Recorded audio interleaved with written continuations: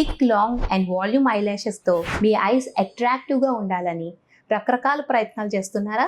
అయితే ఈ వీడియో మీకోసమే. Hi, I am Ramachandana, clinical aesthetician, CEO of Jasmine's cosmetology clinic and beauty school. ఈ రోజుల్లో మేకప్ డైలీ లైఫ్లో ఒక పార్ట్ అయిపోయింది. అండ్ ఐ మేకప్ లుక్స్ కోసం అయితే చెప్పాల్సిన అవసరమే లేదు. రోజు రోజుకి ఫేక్ ఐలాషెస్ యూజ్ చేయడం చాలా పాపులర్ అయిపోయింది.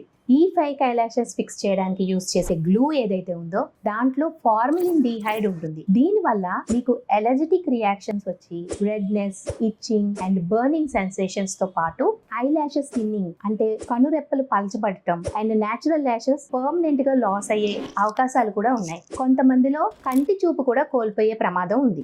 ఇటువంటి ప్రాబ్లమ్స్ ని అవాయిడ్ చేయడానికి సాధ్యమైనంత వరకు ఫేక్ ఐలాషెస్ ని అవాయిడ్ చేయడం మంచిది. లేదు ఒకవేళ నెససరీగా యూజ్ చేయాల్సిన పరిస్థితి వస్తే ఫార్మలిన్ డిహైడ్ ఫ్రీ గ్లూ ని యూజ్ చేయండి. అయినా మన ఇండియన్ గర్ల్స్ కి లక్ ఏంటో తెలుసా?